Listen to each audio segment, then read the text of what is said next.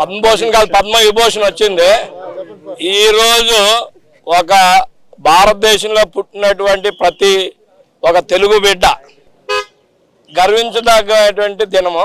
ఎందుకంటే ఈ యొక్క పద్మ విభూషణ్ అనేది భారతదేశంలోని భారతరత్న తర్వాత అత్యున్నతమైనటువంటి ప్రతిష్టాత్మకమైన అవార్డు. ఈ యొక్క చలనచిత్ర రంగంలోని నాకు తెలిసి అక్కినేని నాగేశ్వర గారికి వచ్చింది. తర్వాత ఈజ్ సెకండ్ పర్సన్. అదేవిధంగా భవిష్యత్తులో చిరంజీవి గారికి ఆయనకి భారతరత్న వస్తుందని చెప్పేసి సభాముఖంగా తెలియజేస్తున్నా.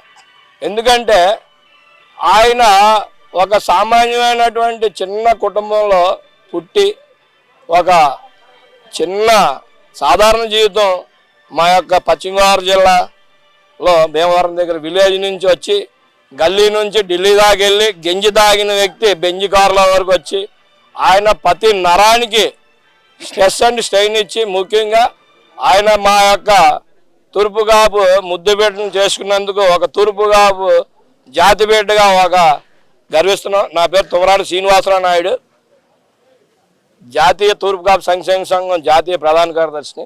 అదేవిధంగా మెగాస్టార్ చిరంజీవికి చాలా ఫ్యాన్స్ని నా తెలిసిన కాంచి సుమారుగా ఒక 20 నుంచి 25 సార్లు నేను రక్తదానం ఇచ్చుంటాను చిరంజీవి గారి గురించి.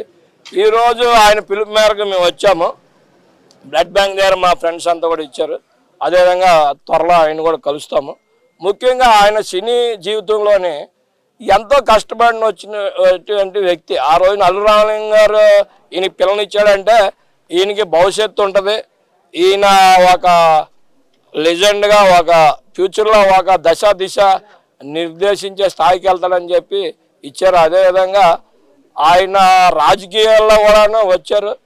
దురదృష్టవశాత్తు సమ్ రీజన్ ఆయన ప్రజారాజ్యంలోని మంచి సీట్లు వచ్చినాయి, 18 సీట్లు వచ్చినాయి. అదేవిధంగా ఆయన అదే కండిషన్ ఈ రోజున తెలుగు రాష్ట్రంలో అక్కడెక్కడ ముఖ్యమంత్రిగా అయ్యేవాడు. కానీ ఆయన ఆశయాలకు అనుగుణంగా వాళ్ళ తమ్ముడు పవర్ స్టార్ పవన్ కళ్యాణ్ గారు ప్రజారాజ్యం తర్వాత ఈ యొక్క జనసేన పార్టీని 2014లో స్థాపించి ఈ రోజు వరకు ఇది ఉందా. అదేవిధంగా జనసేన కూడాను మీడియాను కొంతమంది తెలివి తక్కువ దద్దమ్మలు 23 సీట్లు 20 సీట్లు కాదు, అది 60 నుంచి 70 సీట్లు వస్తున్నాయి జనసేనకి. అదేవిధంగా 28వ తారీఖునే ఉమ్మడిగా కూడా అభ్యర్థుల ప్రకటన వస్తుందని నాకు సమాచారం ఉంది. ఎట్టి పరిస్థితుల్లోని ఉభయ గోదావరి జిల్లాలోని జనసేన అభ్యర్థులు అందరూ గెలుస్తారు. అదేవిధంగా ఎంపీ సీట్లు కూడాను మెజారిటీ స్థానాల్లో గెలుస్తారు. ఉభయ గోదావరి జిల్లాలో కానీ ఉత్తరాంధ్రలో కానీ వైసీపీ నుంచి ఏ ఒక్కరు కూడా అసెంబ్లీ గేట్ తాకకుండా మేమంతా పక్కా ప్రణాళిక బీసీ ఎస్టీ మైనార్టీలు అందరూ కూడా అన్ని సంఘాలు, అన్ని కుల సంఘాలు, అన్ని రకాలటువంటి వ్యాపారవేత్తలే కానీ అడ్వకేట్లే కానీ లాయర్లే కానీ డాక్టర్లే కానీ బడుగు బలహీన వర్గాల అందరి యొక్క మద్దతు కూడా టీడీపీ జనసేనతో కలిసి మెలిసి వెళ్తున్నారు. ఇంకోటి ఏంటంటే ఇంక 2 రోజుల్లో బీజేపీ పొత్తు కూడా కుదురుద్దని ఎదురు చూస్తున్నారు. అది కూడా కుదిరితే వారు వన్ సైడ్ అయిపోద్ది. కాబట్టి ఇక్కడ గర్వంతో విర్రవీగినటువంటి కేసీఆర్కి 26 కులాలు ఏ విధంగా బుద్ధి చెప్పారో అదేవిధంగా జగన్కి అక్కడ ఈ 26 కులాల జనాభా కూడా అక్కడ ఉన్నారు. సుమారుగా 1 కోటికి పైన. తూర్పు కాపులు 80 లక్షల మంది ఉన్నారు, కాపులు 1,20 లక్షల మంది ఉన్నారు. అదేవిధంగా ఇతర బీసీ ఎస్టీ మైనార్టీలు అందరినీ కలుపుకొని ఇప్పుడు పవన్ కళ్యాణ్ గారు కానీ చంద్రబాబు నాయుడు గారు కానీ ఒక విజన్తో ఉన్నటువంటి వ్యక్తి. ఫర్ ఎగ్జాంపుల్ ఉద్దానం, ఆ కిడ్నీ బాధితుల కోసం ఆయన ఫైట్ చేశాడు. ఆయనకి ఏం అవసరం అండి? What is the need and necessity? ఆయన రోజుకు 2 కోట్ల ఆదాయం. ఎందుకంటే ఆయనకు ఒక సినిమా తీసుకుంటే 60 కోట్లు అండి. పిలిచి కాలు మొక్కిస్తారు నిర్మాతలు. అవన్నీ త్యాగం చేసుకొని ఆయన ఏదో ఒక విజన్తో వెళ్తున్నాడు. ఒక మంచి ఉద్దేశంతోనే ఒక నిస్వార్థంతో ఏదో చేయాలనే తపంతో వెళ్తున్నాడు. దాన్ని ఏదేదో వంకలు పెట్టి అది పెట్టి చెప్పడం అనేది, ఎందుకంటే ఆయన యొక్క సిద్ధాంతాలు ఆయన యొక్కటువంటి ఉద్దేశాలు నచ్చే మేమందరం ఆయనతో జనసేనతో కలిసి నడుస్తున్నాం. శ్వాస ఉన్నంత వరకు చిరంజీవి ఫ్యామిలీతో ఉంటాం. అదేవిధంగా జనసేనలో కూడా టీడీపీతో కలిసి త్వరలో ఏప్రిల్ 16 లోపల లేదంటే ఏప్రిల్ ఎన్నికలు జరిగితే ఏప్రిల్ 30 లోపల కొత్త ప్రభుత్వం వస్తుంది. కొత్త ప్రభుత్వంలో కూడా పవన్ కళ్యాణ్ గారు 2.5 years సీఎం చేస్తారని ఈ సభముఖంగా తెలియజేస్తున్నారు. ఎందుకంటే ఆయనకి డిప్యూటీ సీఎం లేదంటే రెవెన్యూ లేదా హోమ్ ఇస్తారు, అవి ఆటోమేటిక్గా వస్తాయి. కానీ ఏంటంటే జనాభా ప్రాతిపదికరంగా మేము బీసీలుగా కానీ ఎవరికైనా కూడా కులగణన కట్టమని చెప్పి సుప్రీంకోర్టులో కేసు వేసాం ఆళ్ళ రామకృష్ణ నేను. అదేవిధంగా రేపు ఢిల్లీలో జంతర్ మంతర్ దగ్గర 4, 5, 6, 7, 8 తారీఖులో ధర్నాలు కూడా చేస్తున్నాము కులగణన చేయాలని.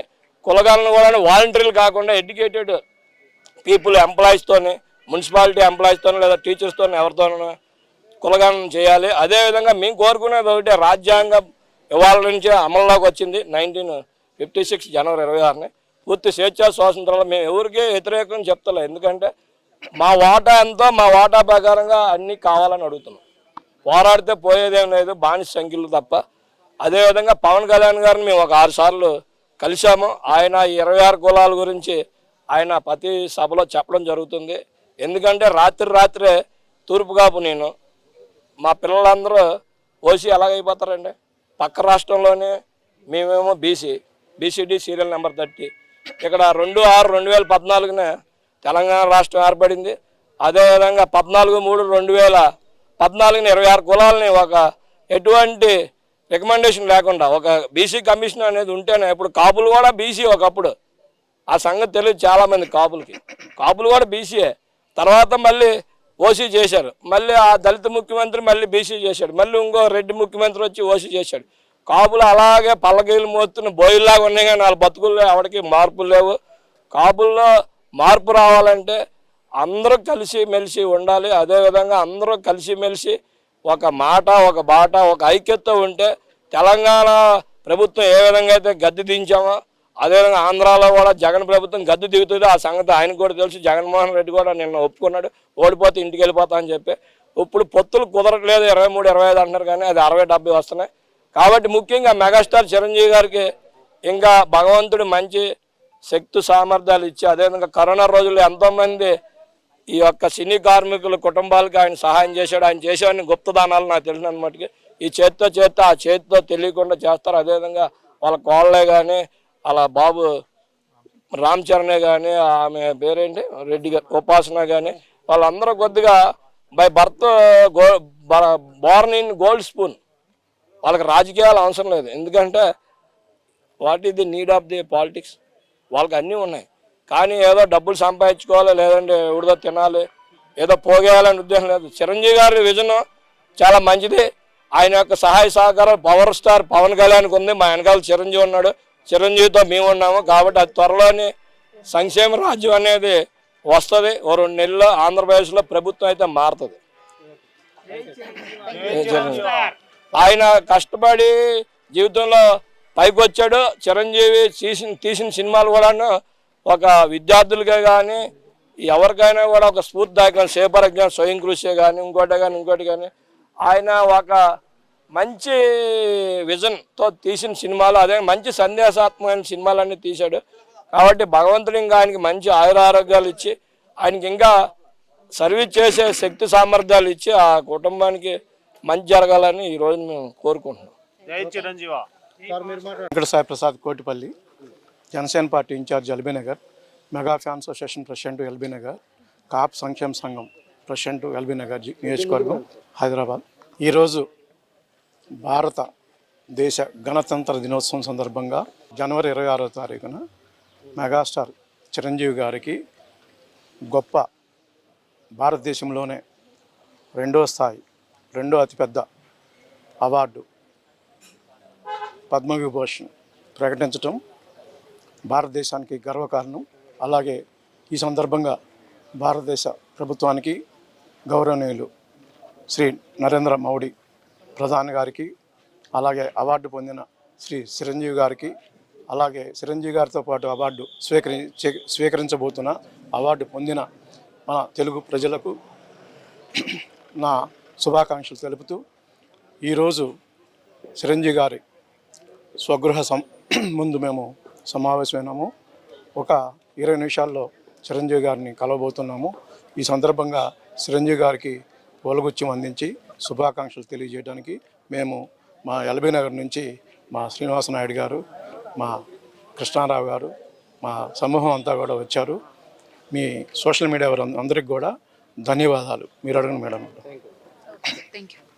ఉందండి చిరంజీవి గారు అభిమానిగా. యాజ్ ఎ చిరంజీవి గారు అభిమానిగా చాలా చాలా చాలా గర్వంగా ఉంది, చాలా సంతోషంగా కూడా ఉంది. నాకే కాదు, కొన్ని కోట్ల మంది అభిమానుల తరపున మాట్లాడుతున్నాను. వాళ్ళకు కూడా చాలా గొప్ప క్షణం ఈ క్షణం. Thank you for the award giving to the central government.